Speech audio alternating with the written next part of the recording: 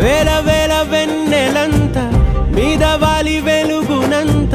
మోయమంటే నేను ఎంత రే చిన్ని గుండె ఉన్నదెంత హాయి నింపి గాలినంత ఊదమంటే ఓపిరెంత రే కళ్ళు రెండు పుస్తకాలు భాషలేని అక్షరాలు చూపులోనే అర్థమయ్యే అన్ని మాటలు